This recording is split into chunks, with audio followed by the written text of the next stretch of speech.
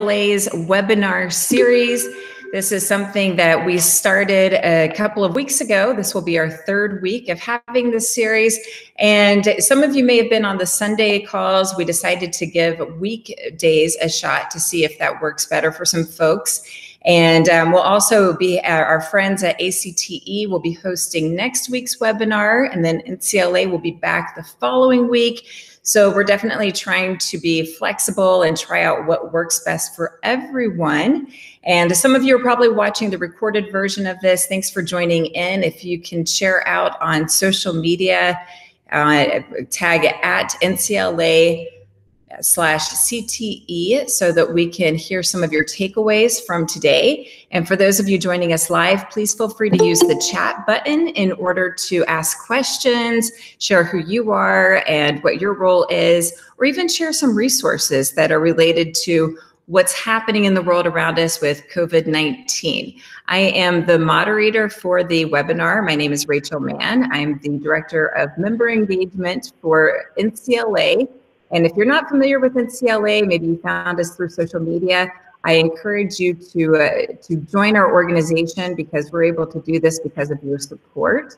And NCLA is a way for CTE directors, administrators, counselors, superintendents, leaders in all roles to be able to join together, collaborate, and really increase the presence of CTE and grow together as an organization. All right, so we have some fantastic panelists that are with us today. I'm really excited to introduce each of them. And if we could have, first of all, Sharon, can you go ahead and introduce yourself for us? Well, hello and happy Friday. We made it to Friday. My name is Sharon Gordon-Moffett, and I live in Albuquerque, New Mexico. I am currently the president for NCLA, and I work at Central New Mexico Community College in Albuquerque, where we usually have about 23,000 students enrolled. So we're very busy. And if you think you've had a crazy week, today is my 5th day as a new associate dean. So I've been busy. Thank you. And congratulations, Sharon, on your new role. I'm sure that the college is so excited to have you. They couldn't have found a better person for that role. Well, thank you. And next we have Ken Shelton. Ken, can you introduce yourself and tell us a little bit about your role and what you're doing right now? Yes, thank you. Happy Friday, all of you. Sharon, congratulations. It's good to be here. So my role in the CTE world, it's actually kind of multi-tiered. When I was in the classroom, I'm no longer a classroom teacher. Most of my career, in fact, all my career was in the Los Angeles Unified School District. And I also have a career in technical education certification here in California, in addition to the others that I have. And my last 11 years in the classroom was teaching in the Technology Academy and a technology lab, which was part of a CTE program at my last school. And I've been afforded the privilege of being a speaker at a number of CTE conferences, including the keynote speaker in Arizona. And I was slated this month to be the keynote speaker in Nevada, but that's been postponed. So this is a happy alternative given the current circumstances. So I'm thrilled to be here, and I'm looking forward to sharing thoughts and learning from all the other panelists. So thank you. And Ken, we are currently in communication about rescheduling that. So we still get to have you in Nevada later in the fall. So hopefully that will still work out for you. But thank you so much for being here today. All right, and next we have Dr. Kevin Fleming. Can you share a little bit about yourself and your work? Hi, everybody. Kevin Fleming. I'm currently the Vice President of Strategic Development and Planning at Norco College, a public community college in Southern California.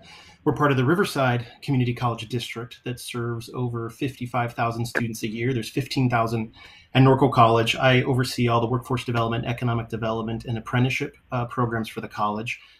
For 8 years prior, I was the CTE Dean for the college. Ken, I hope you're not foreshadowing. I'm slated to be the closing keynote at Vision 2020 for ACTE this fall.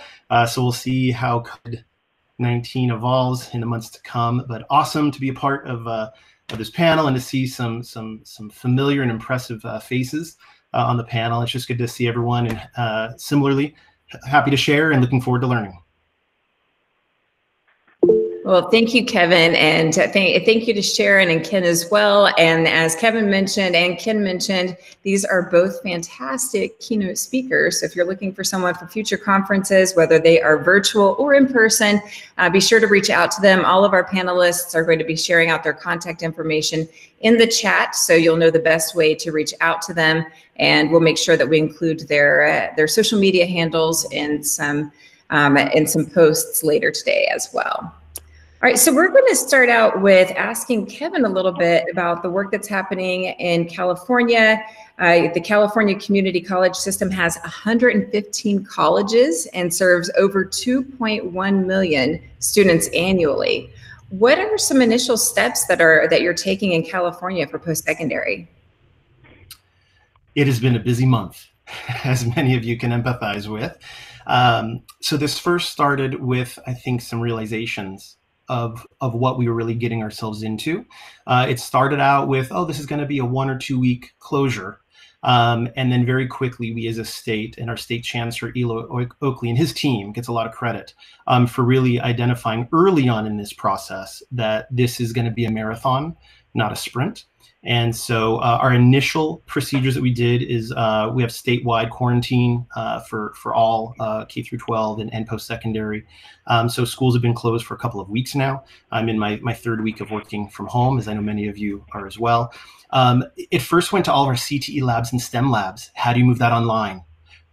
So many traditional, lab classes and hands-on demonstration classes, we had to figure out quickly how to adopt things like Tooling University and Labster and a myriad of different discipline-specific solutions to convert labs. Our faculty in the state bent over backwards and did yeoman efforts, many of them 16-hour days for 2 weeks in a row to figure out how to respond. We suspended instruction for 1 week for all on-ground classes to give faculty a chance to breathe, retool, collaborate, and then launch. And then we went 100% online as of last Monday. The statewide perspective, we did a lot of policy work, a lot of suspension of policies, a lot of flexibility to the local districts to give out extensions, to change the academic calendar, to extend into the summer if need be, to have pass or no pass options for students. A lot of collaborations with Cal State and UC systems about transferability of classes and our agreements to accept classes. We created a new mark called an excused withdrawal. So if any student withdraws because of the COVID-19, it will not count against them. They will be able to repeat the class. It will not be a negative mark on their financial aid or on their transcript. So much back-end work to really ensure that our students were being taken care of first, knowing that, especially in our world, many of them didn't sign up for an online class. That was not what they were planning to do. It's not what they wanted to do. And our faculty have really been amazing heroes to support our students, to comfort them, and to let them know we're going to figure this out. And early on, we didn't have a lot of the answers. I think there's still a lot of questions we don't have answers to, right? And so we're all still kind of figuring this out together as we go. But we are bracing statewide. My county in Riverside County just announced, was it yesterday morning? It feels like it was a long time ago. Just announced closure through June 19. So statewide K through 12 in California just announced, I think day before yesterday, statewide closure for the rest of the term. And Ken's validating that. So we're done for the spring in terms of on ground. So everything's going online. We're gonna figure it out.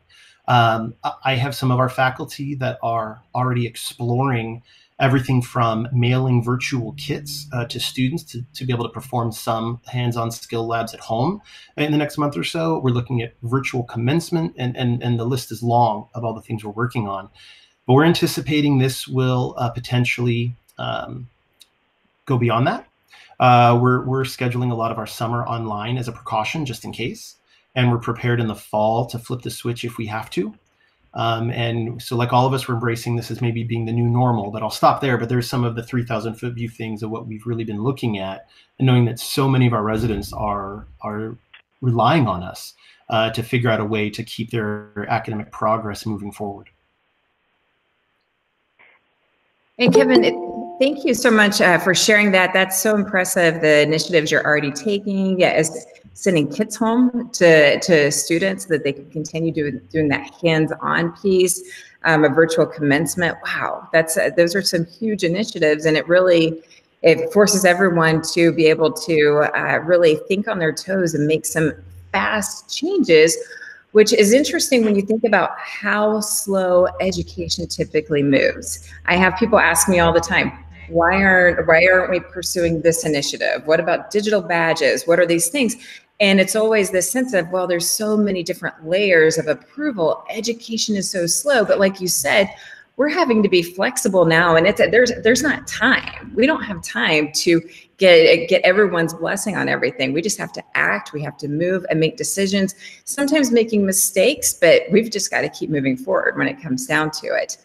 And I know Sharon, and I was fortunate enough to be able to see Sharon's facilities and for Central New Mexico community colleges back in February on Valentine's Day. They had an I Love CTE Day, and they invited me out to Keynote and to do a workshop. And it was just so impressive to see all the work that they're doing. Much of it is very hands-on. And Sharon, I'm just curious if you can share a little bit about what transitions you're making at CNM to help meet the needs of students. Sure, and it has been a challenge, just like with all of you. At CNM, we operate on 3 different terms. So we are wrapping up our current spring term, and luckily we were able to knock it out. We were able to move quickly. Our faculty stepped up, unbelievable, working together. We were able to break down barriers and make things happen. We're aiming for our summer term, which starts in a couple of weeks. And so our biggest challenge, like with most of you, what do we do with our hands-on, our labs?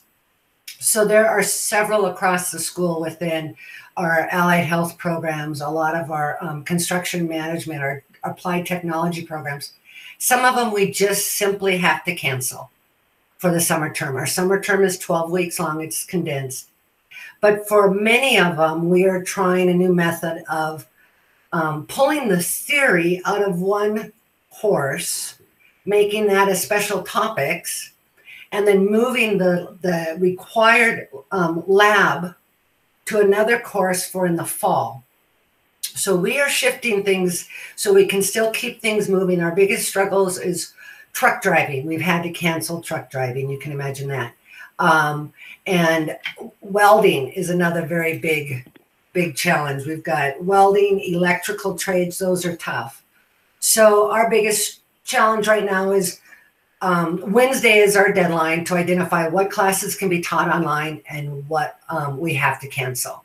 Our other biggest challenge is we have a lot of faculty that have never taught online.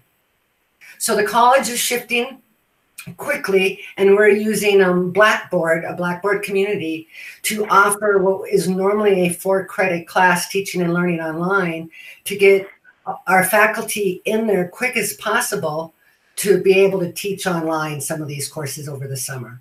So we're all struggling and juggling. We're breaking barriers and offering wraparound. We've got over 2,000 employees at the college. And so that's our biggest struggle. And we're going day by day, sometimes hour by hour with how we're fixing this. Wow. So it's been as busy. Oh, I can't even imagine. I'm sure you're working around the clock trying to make all of this happen.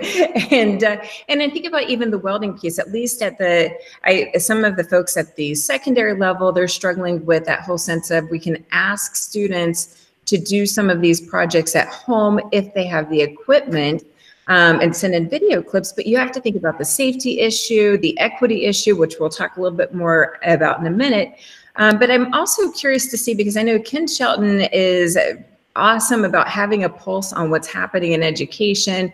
We're in a few similar circles where we're able to collaborate virtually. And I'm curious what you're seeing, Ken, from your perspective. What are some things that you're seeing? So first of all, I want to share with everyone on this call,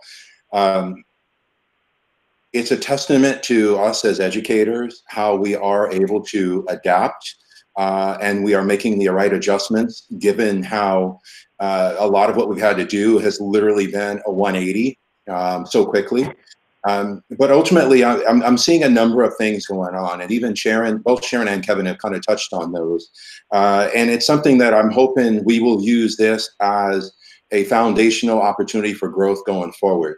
You mentioned the equity thing. One of the biggest obstacles I'm seeing now for students across the board, whether it's in college and community colleges or K-12, is the accessibility. I'm seeing where a lot of school districts are accelerating the purchasing of devices, but they can't guarantee that the students have access in the home.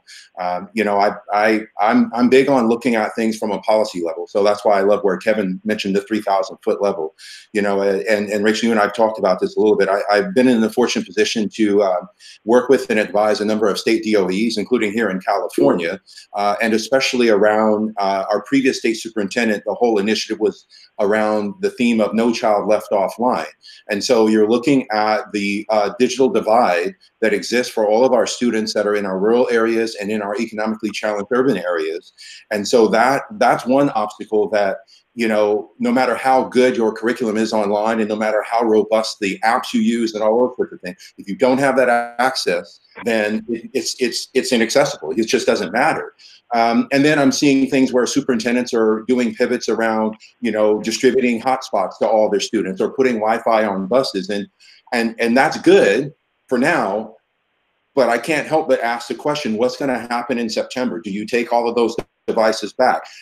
What happens when, and I'm seeing this now where I'm advising a lot of my friends that are trying to do Zoom calls, like for example, I'm saying, don't schedule a 1-hour Zoom call, break it up into 20-minute intervals throughout the day, because the other thing that's happening is even in areas where you have high-speed broadband access, when everyone is connected to Zoom or a Hangout, when everyone's streaming Netflix and when everyone's streaming Hulu, it compromises the fidelity of the connection.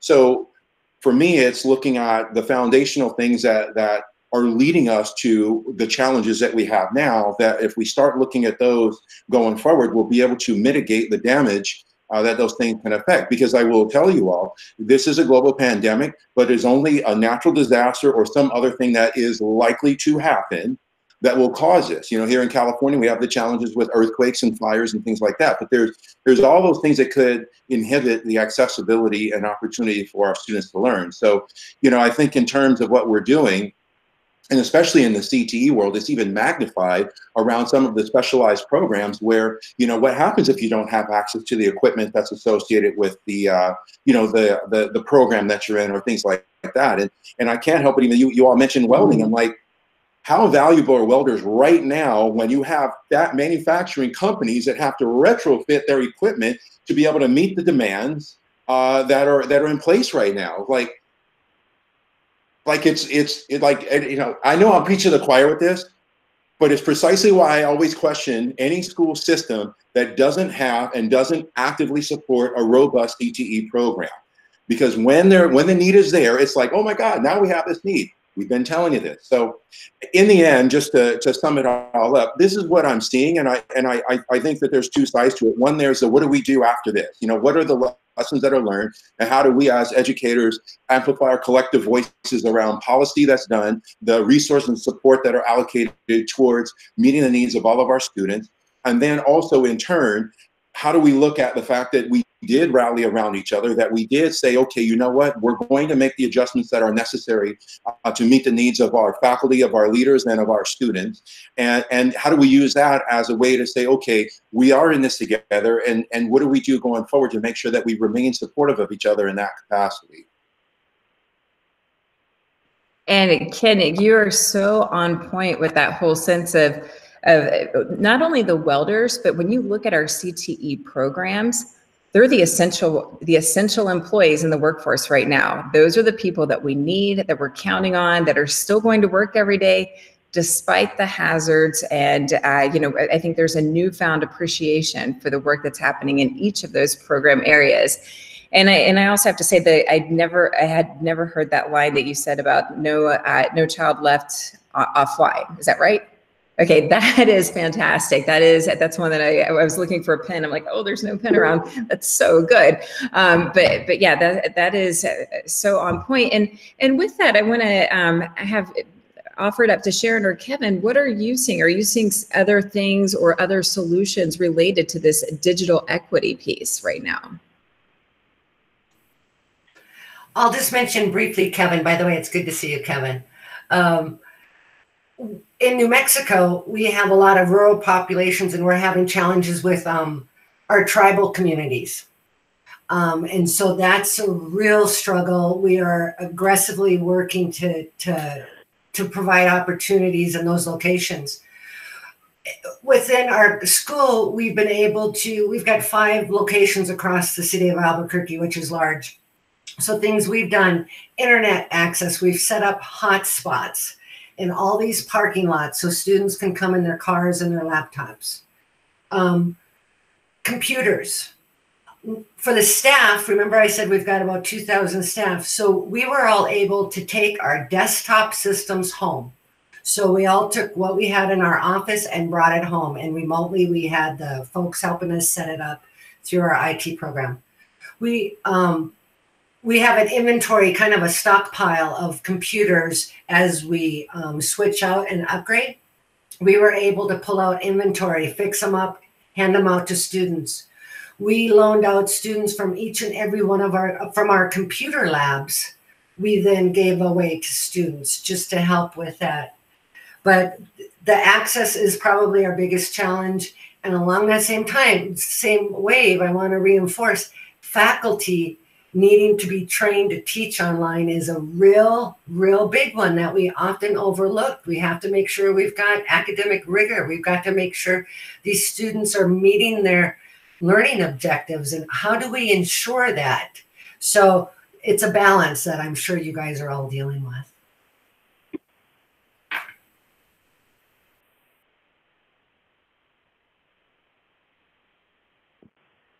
All right, and Kevin, I think you're talking right now, Kevin, but you are muted. Oh, there we go. Yep, I sure was. You're exactly right.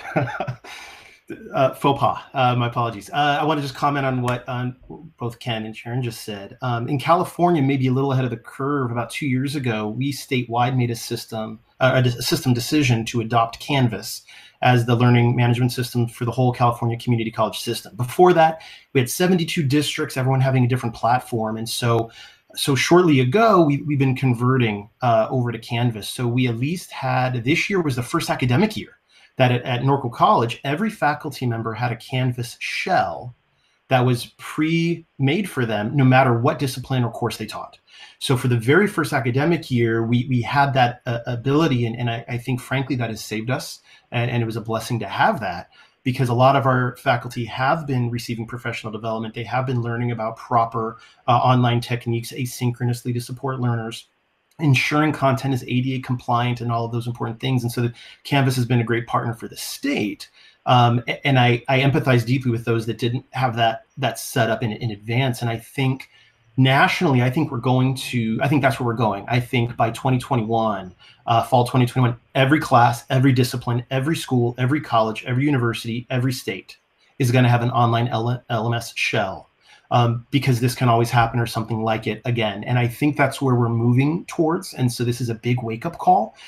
Some of the tactics that we did in our district are very similar to what Sharon recognized. We did a student survey right up front, and we had, I think, 13 or 14 questions. It was a technology access survey.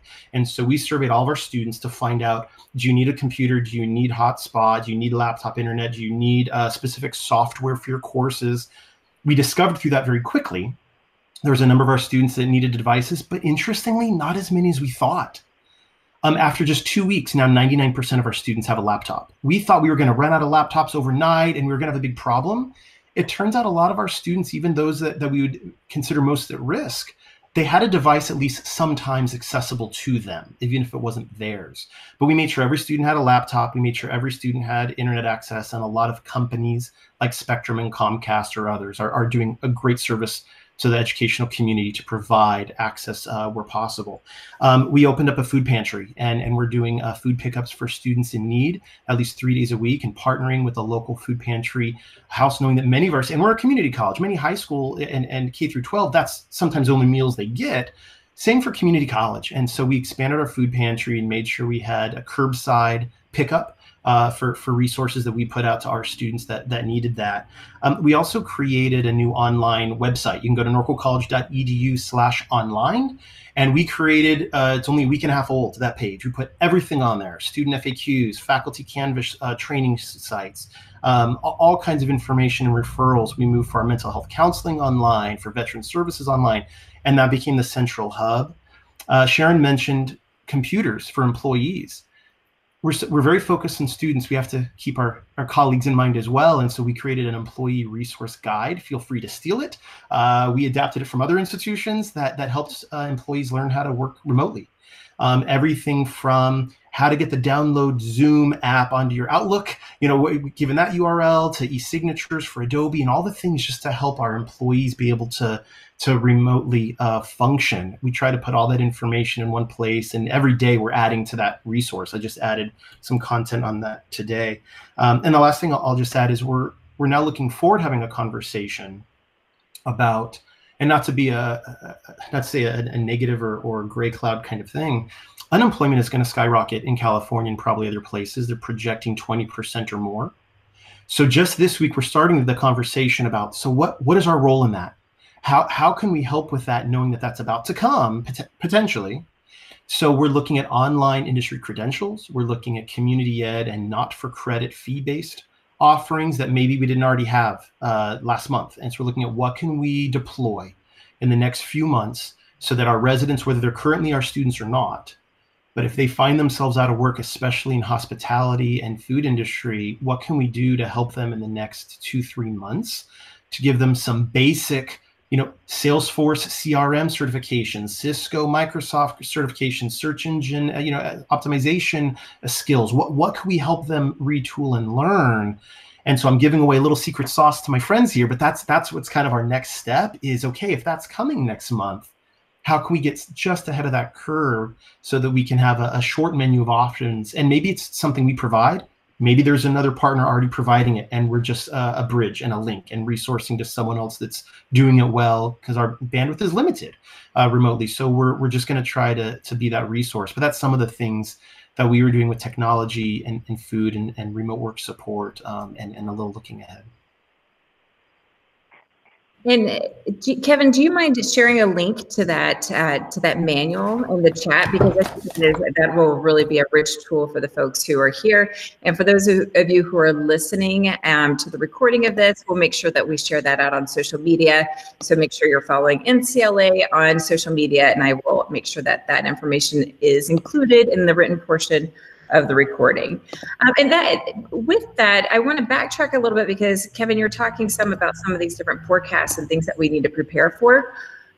What do you, and I'm going to actually talk to Ken first on this one, what do you forecast we'll be dealing with in both the short term and long term in regards to workforce development efforts and supporting our CTE programs to help shrink the skills gap? And Ken, you had mentioned even forecasting at the short term into September, are we going to take devices back? How are we going to make sure that we are meeting the needs of both in our classrooms, not losing momentum that we're creating in transforming the education system? So looking at both the education system and the workforce, what are some forecasts and predictions that you think we'll be dealing with? So Sharon's already touched on one critical thing also is providing support to our faculty and our teachers around, and I put it in the chat, fortunately for me, part of my master's degree is actually in e-learning and distance learning.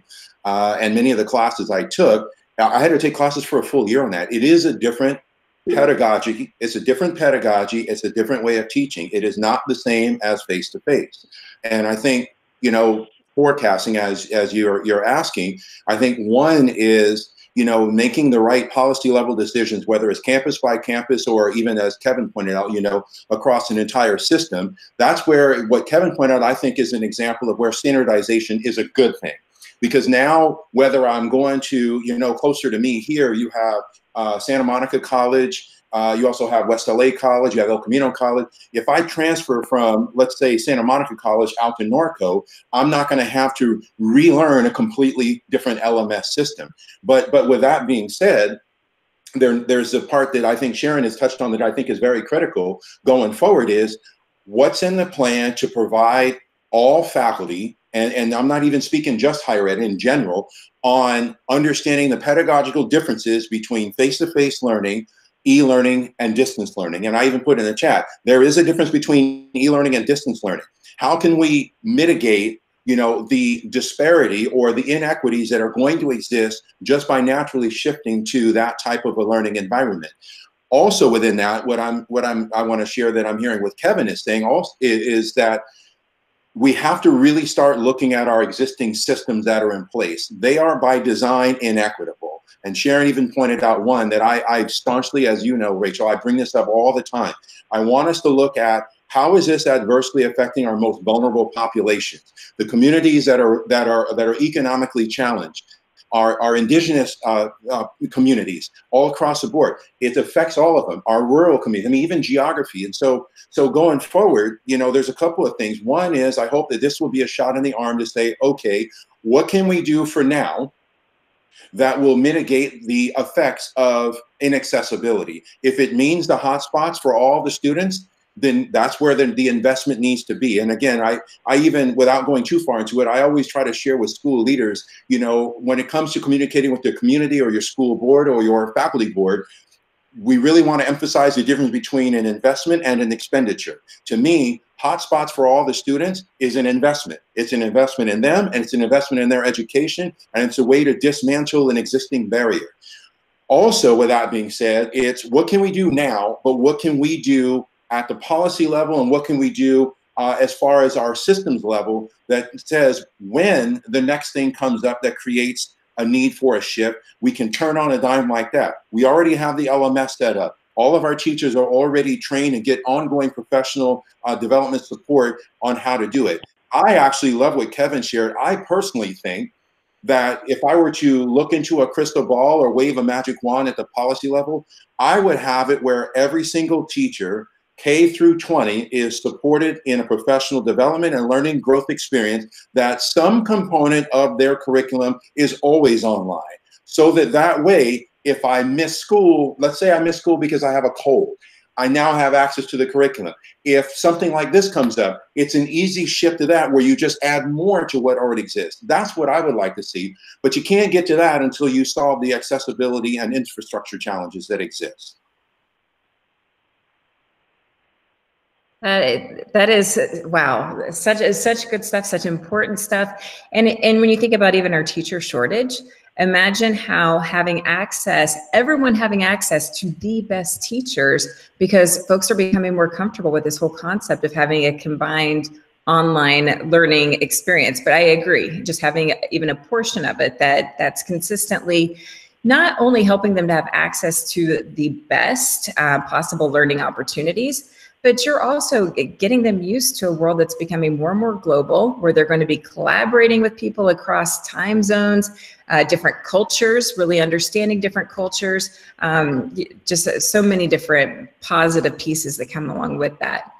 And then Sharon, can you share a little bit about your thoughts on workforce development, the future, and just really forecasting what this is going to look like moving forward?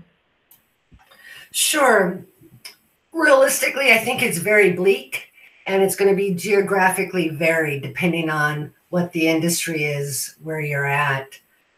For New Mexico, hospitality and tourism is a big one. The construction industry, we have a lot of oil in southern New Mexico. So short term, right now, I think everyone is struggling what to do. Our college, as Kevin mentioned, we're looking at how can we create opportunities for the unemployed to earn a credential, industry credential, get them in, through, and out right away. So that's still building, and I haven't been actively involved with that, but I know they are working on that. I think we have resources. One of my jobs at the college is I also oversee all things Perkins. And so being able to use our Perkins funding within their guidelines, I think is an excellent resource. So we are starting to think about how can we best use those funds as we transition into an online content and what we can do working with and continue to work with business and industry, because there's partners out there that want to go to work with us right now. We're just dealing with that social distancing. So for workforce, right away it's bleak, but I'm optimistic it's going to get better. I think one positive thing, and Ken, you mentioned it, I believe, come fall, our enrollment is going to spike like crazy. I think because of the unemployment, normally when the unemployment is high, our enrollment goes high, unfortunately. So during this downtime with all the negatives, we are creating projects, resources, we are ramping up. So when we do have a lot increased enrollment in the fall, I think we're going to be better prepared and positioned to do that. So I kind of got off topic there, but if we, looking at workforce in Albuquerque, they are struggling. We are tap dancing as fast as we can on how to solve it. And I know our college will be actively involved with the community to do hands-on, quick, short, 2-3 week offers to get them in, through, and out quickly and get them employed. That's probably not too clear, but I hope that helps a little. Oh, and it definitely does. And especially what you said about when the connection between community college enrollment and workforce shortages, and giving people that opportunity. It's time to upskill in order to be able to get that next job, which we know when we look at the Institute for the Future and other organizations that predict what's coming down the pipeline. Before this even happened, we were already moving it towards this world where there's constantly upskilling, relearning, and things just moving fast. This is definitely going to change the scene to where people are going to need more of that too, as a result of what's happening in our world right now. All right, and then Kevin, if you would like to share a little bit more about this from your perspective. I know, and folks, please check out Kevin's website. Kevin, if you don't mind sharing that in the chat. Kevin puts a lot of awesome resources, video clips, and he has a couple of books, but definitely check out some of his work that he's doing with workforce development, and implement those, share them with your community as well. Thanks for the opportunity to share that. A couple notes. I had a conversation yesterday with a faculty member, and I think it's indicative and maybe illustrative of what I think we can foreshadow is occurring. This is a faculty member that never taught online before, resisted it, didn't want to do it, preferred the sage on the stage lecture kind of modality. And he's been in Canvas now for about 2 weeks, teaching online. And his aha moment that he shared yesterday with me was that he can now grade better and faster by using a video modality to provide feedback to students instead of typing it out. He says, I can just record. He's doing a recording to every student as he's reading through and looking at the projects and reports. He's giving them real-time verbal feedback. He doesn't have to stop and type it out. He says he can give more rich, varied feedback to the students in a video environment. And he says he's doing it better and faster. And so from his perspective, that's a win. And so he said to me yesterday, no matter what happens in the future, I'm always going to give my grading feedback now to students through the Canvas shell. And I'm going to do that just asynchronously, through video, because he's just finding it to be more effective and a win-win for him and for the students. In the same conversation with another colleague, it was mentioned how they're already anticipating that there's going to be some lesson plans they were able to convert to an online format very well this semester. But there's other lesson plans they just didn't figure out how to do well, and they felt bad that they're going to short skirt the student a little bit, that it was just going to be a bad lesson, or not as strong of a lesson, right? And so they're already in certain disciplines talking about identifying every faculty member, what was the one lesson you were able to convert to the most effectively, that you felt was the strongest way to communicate online. Your students did the best in assessing what they were able to learn or perform or demonstrate. And they're going to share, and to Ken's point about standardization, with everyone using Canvas, they can literally copy and paste that whole online module now into someone else's class. And they're going to share everyone's top lesson. And everyone's top lesson is now going to be shared with every other faculty teaching that course in that discipline. And then they're going to adopt that same top lesson in theirs the next semester.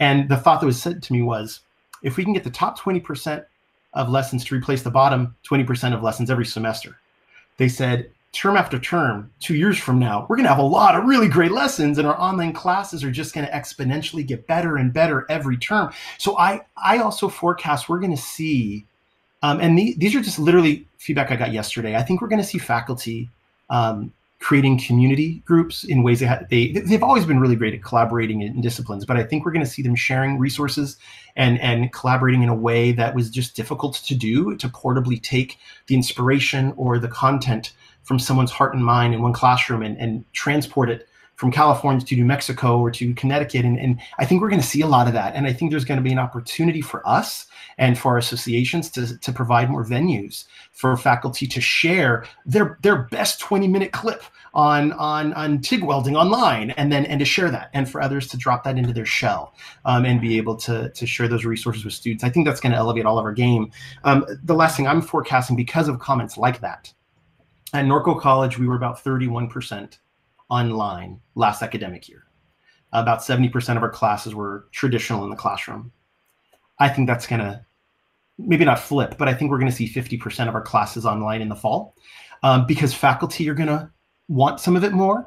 I think students that never thought they could succeed online are going to realize, hey, especially in certain disciplines, I could do my whole accounting program online. This actually works out really well. I think we're going to instill confidence and expand our capabilities as a system. And I think that is inherently going to Ken's point, it's going to create some equity issues, but it's going to tear down a lot of walls with access and equity that we've been dealing with for a while. And I think we're going to be able to refine our ability to provide remote instruction, even in hands-on CT skillways. And I know we're still going to struggle with truck driving, although there's simulations that you can do to get you 90% of the way there. But there's, I know faculty that are doing welding online, and it's hard, and there's a learning curve, and it's not perfect. It's an imperfect solution. But I think we're going to be entering the world of imperfect solutions that just keep advancing us one step closer to where we all want to be. And I'm excited about where we're going to be 2 and 3 years from now. I'm excited that we're doing things now that our district or our state or our policies or our faculty or our students said last year, oh, you can't do that. Oh, you can't possibly do that. That's not the way we've always done that. Oh, that's too hard, too expensive. That's impossible. And guess what? Now we're forced to do it. And so that is just naturally going to open up innovation and possibility. And we're going to discard the stuff that doesn't work well. We're going to fail. We need to give our colleagues and ourselves some grace. We're going to try some stuff this spring that doesn't work. Our faculty and our students and our colleagues need to hear that genuine openness and willingness to fail this semester. We're going to fail, but we're going to succeed more than we fail. And I think that's our spirit. And so we're going to learn from the missteps. We're going to fix them. And if this persists to the fall, if next flu season is as bad or worse, we're going to be ready. And we're going to be ready to support our students. We're going to have a better response for them. So I totally agree with Sharon. It's bleak. This is not a rosy sunshine butterflies conversation. But once we get through the triage of what we're doing right now, and once we can get some space in between where we are and where we will be, I think we're going to find that the next 2 years are going to be really awesome. So I'm looking forward to that. Wow. And, as I'm listening to you talk, even about the professor who is now realizing that they can do this whole online learning piece, I think back to a book I read many years ago, and I want to go back and revisit it. But Stephen Covey has a book called The 7 Habits of Highly Effective People. And the first habit is about sharpening the saw. And it gives the analogy of someone trying to cut down a tree. I bet it's on your bookshelf, isn't it? I was about to grab it, and I was gonna show it to everybody. Yeah. But it's that whole sense of you're trying to cut down this tree, and someone says, "Why don't you use a sharp?" Oh, there it is. Yep, awesome. Why don't you use a sharper? Why don't you sharpen the saw? And they're like, "Oh, I don't have time because I'm trying to cut down this tree." But now everyone's being forced to sharpen that saw, to learn these new skills, and being forced to take that time away to do this. And it really, truly is going to be transformative to education. So I noticed that we have Alicia Hyslop on the call with us, and several times during today's webinar, the concept, the whole policy pieces have come up. So Alicia, if you don't mind, if I put you on the spot, is there anything that you want to, Alicia is one of our friends from ACPE. It's a partner organization that we do a lot of work combined, but she is the expert on all things related to policy and always has some awesome new resources to share. So if you have anything that you wanted to share with us, Alicia, that may be beneficial to folks related to policy. Sure. Just one or two new developments this week, and they really echo what others have said on the call, that policy leaders at all levels are doing everything they can to try to make shifts to make all of this work, and that it does require some action in some cases. And one of the things that's come out at the federal level this week is that the Department of Education has granted states significant flexibility over their Perkins plan submissions. A number of states were done essentially with their plans and so have gone ahead and turned them in, but other states were waiting on state board approval or the governor's approval or something like that. And obviously those aren't priorities as we just try to triage the situation. So state plans can be turned in past the April 15th deadline. And perhaps more importantly, the department granted states the ability to waive submission of local plans and applications really through the fall. If they want to do, there's some technical language about having substantially approved applications in the summer, or they can just push that deadline completely in a couple of different ways, but still issue grant awards on July 1. So that's a new flexibility this week. Obviously, every state is in a different place and it'll be kind of looked at and implemented differently. But I think that is just the first of what will be several packages of guidance from the department, giving fiscal flexibility and at the post-secondary level flexibility for more, regulations around student aid and accreditation and all of those pieces that present somewhat artificial barriers to doing what's best for students, especially in times like this. And thank you so much. If you have questions for Alicia, please feel free to put those in the chat. And Alicia, if you don't mind sharing your contact information again so that folks can reach out to you if they have questions or need additional resources there. All right, so earlier, Ken, you mentioned that you talked some about equity issues. Kevin talked a little bit about how they were using a food bank. So even moving beyond this whole digital piece of digital equity, he talked about this whole sense of making sure that people are fed. So we know that there are other equity issues that we need to address in terms of moving to a remote learning environment. Sharon, what are some things you're seeing in New Mexico, and what are some efforts that are being made as a result of this whole switch to a remote learning environment? Sure, and I'll kind of echo Kevin and Ken with, well, especially Kevin, I believe, said food resources. Our school is coming together and having opportunity for students that need food. We've got food pantries that are assisting. I just learned today, and we've had community donate so much. We have a significant scholarship fund, which can be used specifically for emergencies.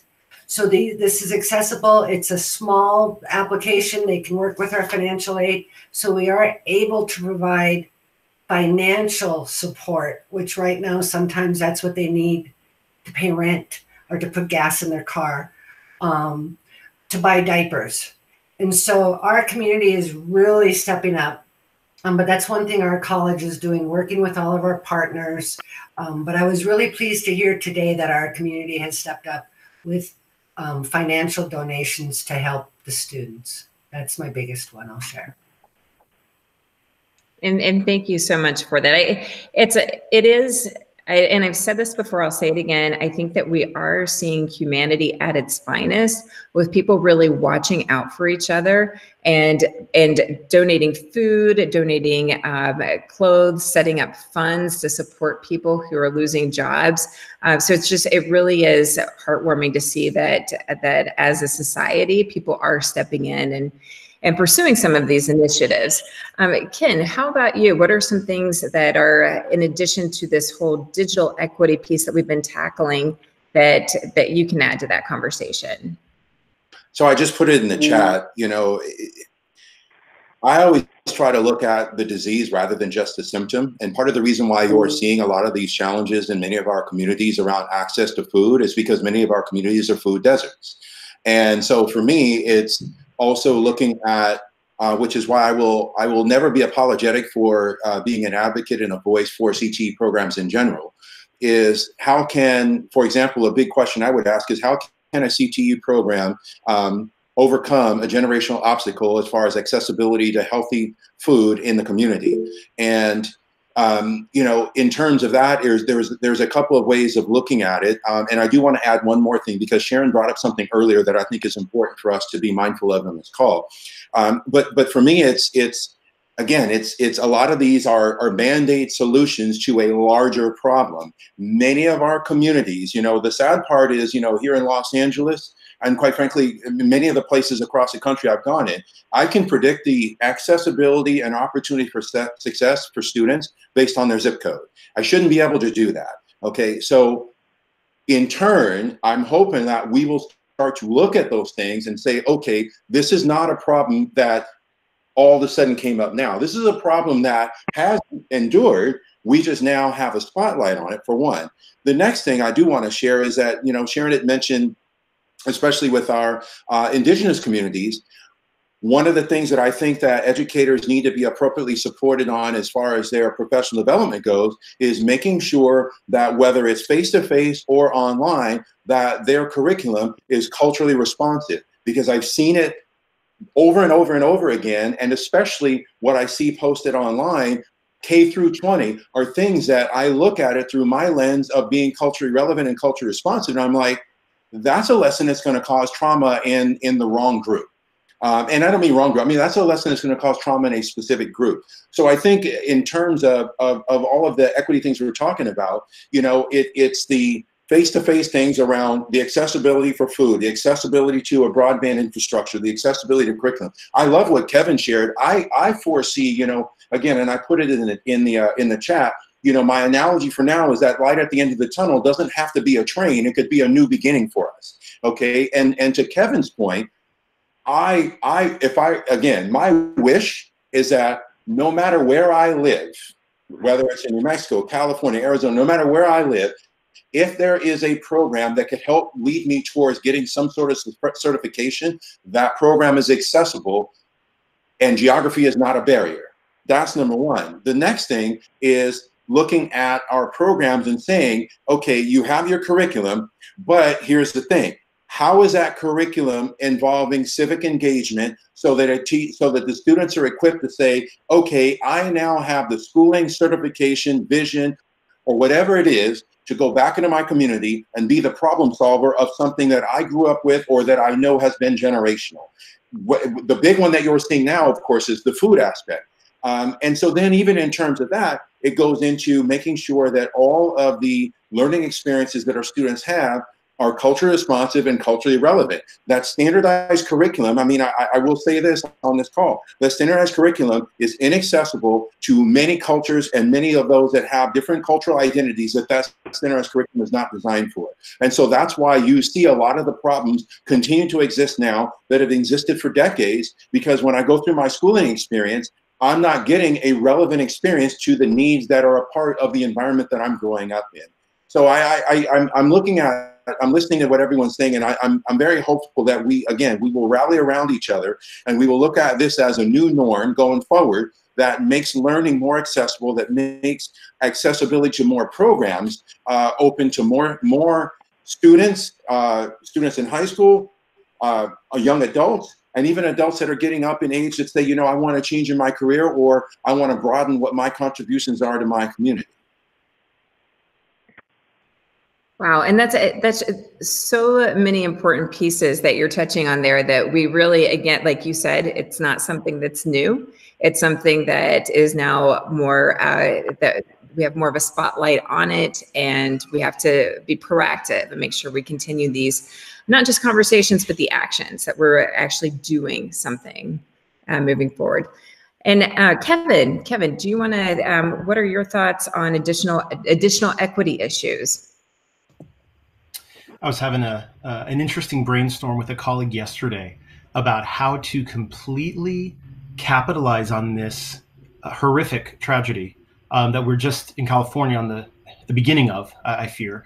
But how do we actually use this to, as Ken just said, how do we obliterate geography and access and equity issues and actually leverage this as an opportunity to embrace all of our students and residents want any program, anywhere, anytime. And we started talking about virtual reality and augmented reality and VR and AR. And we were envisioning a CTE community in 2021 and 2022 and 2023, where we ship to every student some goggles and a laptop and a hotspot, like you mentioned, Ken. And we provide any program they want with a 40-hour virtual internship at their disposal. And they could literally learn anything. Through simulations, at least that can get you, frankly, they're really good these days. They can get you pretty far down the learning continuum. And we were just really thinking about how could that completely transform the way that we could deliver high quality, hands-on education to students, regardless of income, regardless of the zip code, like Ken says. And frankly, it's not that expensive anymore. Some goggles and a laptop. It's really, we talk about the investment. Ken said we can afford to invest in every student with a small kit, a small package of technology, with some that's getting cheaper and cheaper by the month. Thank you, Moore's Law, and we're there. 20 years ago, we may not have been there. I think we're right there at the cusp, and so I think the silver lining of this is it might force us to provide the tools and the access that we might not just reduce the equity gap. I think we're on the precipice of actually eliminating it. And I just think it takes the foresight of intentionality to talk about what that would look like. And whether it's hands-on or not. I mean, that comment is good, whether it's cosmetology or political science. I mean, this is about just learning, and it's about the human spirit having access to supportive, high quality information from any room or park bench that a student finds herself at. So I think there's going to be a good silver lining to all of this. And that silver lining piece, I think that is something that we definitely have to keep in mind, that there are some great things coming out of this. The technology piece, even what if we could send the equipment to have a hologram show up in someone's room, and that would that technology is already there. If you're not familiar with Peter Diamandis, he's one of my favorite thought leaders. He has some excellent books, excellent YouTube videos. His blog is fantastic. Look up Singularity University and Peter Diamandis, and you're going to find some really cool resources on the future of work and some of this disruptive technology that's just going to blow our minds.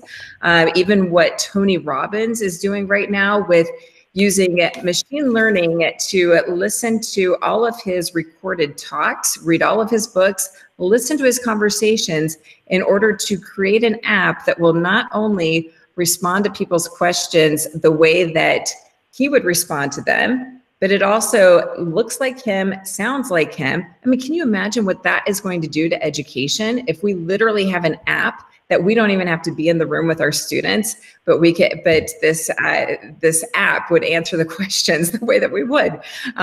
Anyway, that I get excited about that. Maybe we need to have one of the webinars dedicated just to disruptive tech.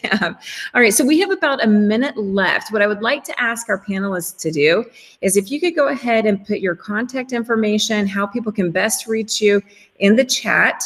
And then also, if there are any links to resources that you wanted to share, if you want to throw that in there as well, and we'll make sure that that gets sent out to all of our listeners. And thanks so much to everyone who joined us, whether you're joining us through the live stream, through the actual Google Meet here, or you're listening to the recording. We truly get better together when we're sharing these resources, when we're collaborating, when we're taking just this 1 hour out of our week to meet, to come together, to be able to see other people's faces, which we don't get to see a lot of right now with everything that's happening, but just to be able to really collaborate and share. So thanks for being here. And again, those of you who are not familiar with NCLA, please check out our website, www.ncla/cte.org. We'll be continuing to expand what we're offering on the website to include new resources. Also, if you're interested in being on our podcast or being a panelist on this webinar, please email me at info@ncla-cte.org, and that will be in the information that goes along with this webinar. Have a wonderful weekend, everyone. Thank you. We're going to go ahead and close out the recording here. Have a great weekend. Be safe. Wash your hands. Don't touch your face. And we'll see you next week.